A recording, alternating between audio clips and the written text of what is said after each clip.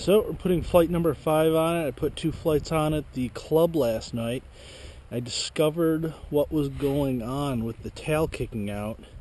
I was playing with the governor settings and the icon, trying to compensate that way, because there was definitely a letdown on the motor. So that wasn't working at all. In fact, trying to dial up the gain seemed to even make it worse. So took a look at the logs after a test flight on flight number 3, and it turns out that I was hitting the current limiter on the ESC. I'm not sure. It's the first time I've ever really had that happen in any of my helicopters. It was spiking around 175 amps, and it's a 100 amp ESC. The motor continuous max draw is 80 on it. So for it to be spiking that high, something had to be going kind of weird. Let's see. So when I set this up, I changed a couple of things and did another flight, and it remained resolved. But now I'm not entirely sure what I did to actually fix it. I think what it ended up being was I changed the motor timing, both the PWM rate as well as the advanced timing. That I don't think made that big a difference. The advanced timing, I think, did bring the heat build up in the motor down. It wasn't getting like super hot before, but it was noticeable, and now it's just a couple steps above warm. It's very reasonable now. And then I also changed on my transmitter the pitch curve settings. I took 10 points off the top and bottom of the pitch curve in idle up, as well as hold, just to balance it out. But basically, when I set the helicopter up, I set it up with the hash marks on the top of the head. There's a 0 mark as well as a min-max mark. And those min-max marks are set apparently approximately 30 or 13 degrees. And I was using those, so I think, I might have gone a little bit beyond the marks in when I was setting it up, just because it's kind of hard to use those gauge, because they don't line up right, because you got a tilted surface against a flat surface, and there's a little bit of, not quite parallax skew, but something like that. So what I did was I changed the transmitter settings, and now it's definitely like a hash mark width before you get to the hash mark. So I figure I'm running around 12, maybe even just a touch less, maybe like 11 and a half right now. I think that's what ended up fixing the problem. I think the motor, the electronics on this, it's in the pinion setup and everything else, it's just not set up to use that high of a cyclic without overburdening the system. So yeah, that's what I'm testing right now. I changed some of the motor timing settings back, and let's see, and then I also have my transmitter now set up. I'm going to try out the high idle up speed, the high governor of 2700 RPM. Let's go.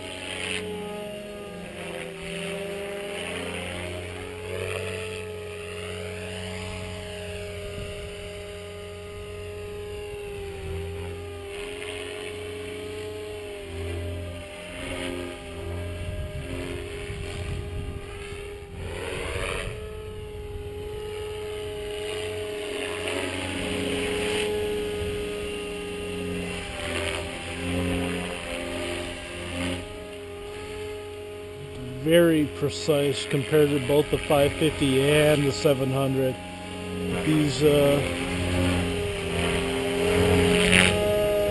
These aileron rolls and any rolls, you have to have spot on. You have to have spot on collective management, or else this thing wanders all over the place.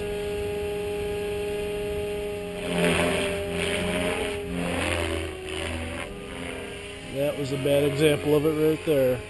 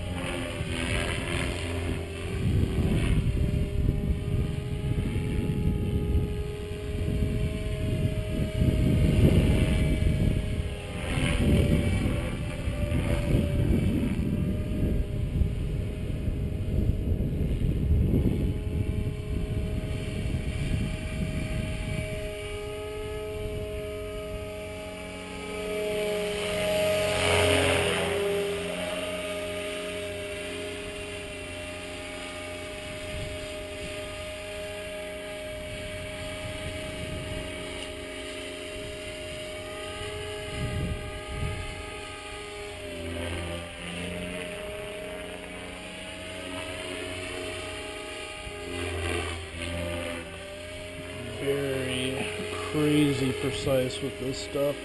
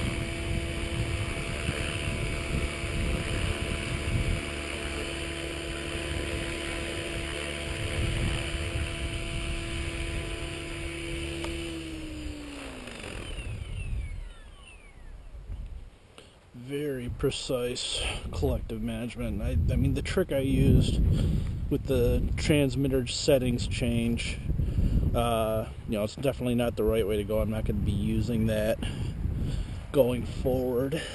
I seem to be developing a crack in the canopy here. Probably just from putting it on and taking it off. You have to bend the canopy quite a bit to make that happen. Then, or it's just, it's very tight when you put those thumb screws in. It's, like I said, it's pretty tight, so it might just be stress as well. I don't think it's that, maybe I did something to it, but it's not vibrational. I got the foam tape on there and everything, so I think that's fine. But yeah, no, it's, the trick I used with adjusting the pitch curve, it leaves the rest of the curve overly sensitive compared to what's going on with the endpoints. So I'm definitely going to have to go through with the icon setup and readjust the blade pitch correctly. That way I can use the full range on the curve. But otherwise, yeah, it's flying pretty good.